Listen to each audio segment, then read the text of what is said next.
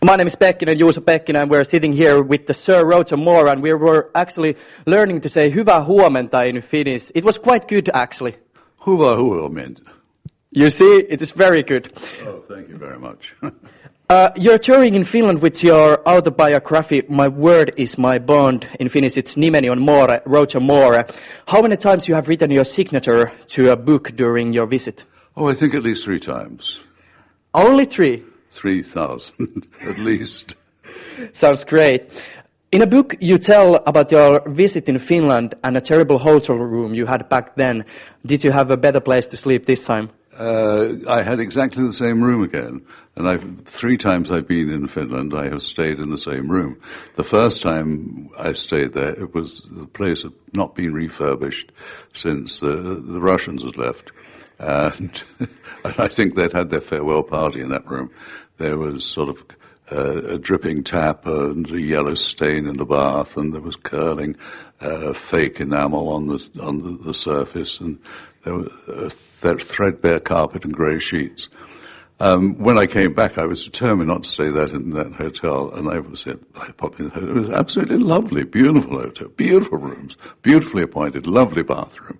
And then I thought, oh, goodness me, this shape, I know the shape. And then, of course, we're back in it again, and it's absolutely lovely. It's in the Hotel Tourney. But I have a couple of friends who has quite a fancy places, so you can live with my friends if it's okay to rest of your visit. Oh, okay, fine, I'll be there tomorrow. Do they cook? Yes. Oh, that's good, because I'm a pig. But they may have some pressures, because you tell in your book that you're very, very interested about the eggs you eat at the morning. They have to be strictly right, so they have bit pressures. Yes, this morning my eggs were not the soft-boiled that I like. Okay, so like 4 minutes. It should be 4 minutes. That's at mountain level. Let's talk a little bit about your books. Even if the book shows a Roger Moore who is a little bit a playboy, always ready for practical jokes, one can say that above all your image is an image of a true gentleman. How come during your success you didn't become a badly behaving rock star instead? Because I can't sing. Well, I don't think that actually limits you from becoming a rock star. Yeah, if I could sing, I would have been a rock star, I guess. Are there still a young women hanging around you, or do you have a grandma groupies nowadays? Oh, I have them way around 78, 90. That's a good age. Oh, hey, listen, they don't complain. Okay, very good to know. Of course, it's not a secret that you have enjoyed the life of a star. You tell about it in your book. You have had beautiful cars, beautiful women, traveling. What have been a situation in your life you have felt that this luxury is too much? I probably felt that when I first did my first field trip for UNICEF, which is 19 years ago. And then I realized that I was been living far too well, and there were people so much worse off, and particularly children. And so from that time on, my wife and I have dedicated ourselves to doing what we can for UNICEF, helping the children of the world. How many bedrooms you had then? How many bedrooms I had then? I only sleep in one bed at a time, so I have no idea. It depends where I wake up. In the introduction of your book, you write that you won't speak about scandals and sensational gossips. Was it your own decision to do so, or did you have a social pressure not to write about the nasty things? No, it's my own feelings. My mother always said, unless you have something good to say about somebody, don't say anything. So lots of people I didn't mention, so I wasn't going to say anything nice about them. I have to tell, I'm 24 years old guy, and even if I haven't lived the time of your biggest hype, for me, name Roger Moore is not the name of a fast food celebrity who comes and goes. Your name is a true icon, a basic big concept of a popular culture. When did you realize yourself that you're a living legend? When I was about 10 months old. No, a living legend. I was created a living legend by Queen Elizabeth a couple of years ago. I'm not so sure that I was happy about it, because it was in aid of a group called Help the Aged. And I don't feel aged. I know I look it and I creak going up and down stairs, but I'm not aged. You have done lots of your stunts by yourself. What if you would go front of the cinema cameras today? What would be a stunt you could be able to do?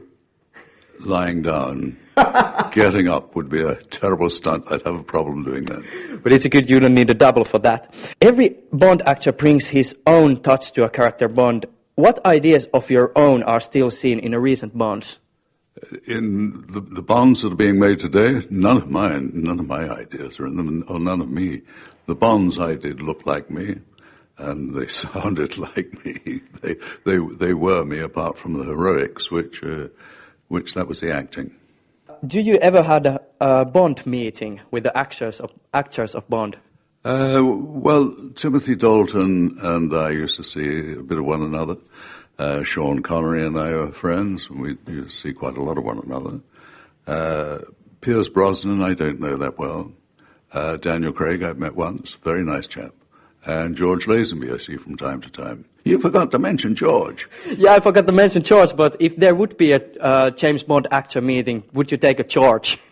Would I take charge? No, I would never deign to do that, even though I'm the oldest of them. Okay. It is told that all in your 7 Bonds, doubles actually performed all the running scenes. I heard this kind of rumor, because you have felt that your running looks terrible. How awkward it really is. Well, I've got sort of wobbly knees. When I was about 4 or 5 years old, my mother used to play whist, and all her friends, all these ladies, sat and played whist every afternoon. And they suddenly got a guilt complex about this, and they thought something should be done for the children. And so they organized a race day, and I was put in this race, and I can't run. And I started running, and the race had finished, and the next race had started, and the next race, and I was still running.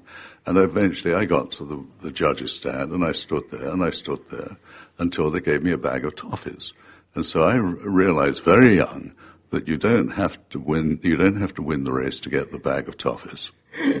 So I never tried to run. I've got knock knees. And I look very stupid, so I was doubled in the running scenes and in the love scenes. But how do you know you look awkward in a running scenes? Do you have a mirror when you run? No, but I've seen it on screen. I know that it's, and I can't run as fast as anybody else. It's absolutely useless if you're the hero and you're supposed to be catching up with the villain, and and he's disappearing over the horizon, and you're there. At the end, I have this little perversion. I'd like to ask you one question, sir. I'd like you to say, my name is Pekkinen, Juuso Pekkinen, which is my name. My name is Pekkinen, Juuso Pekkinen.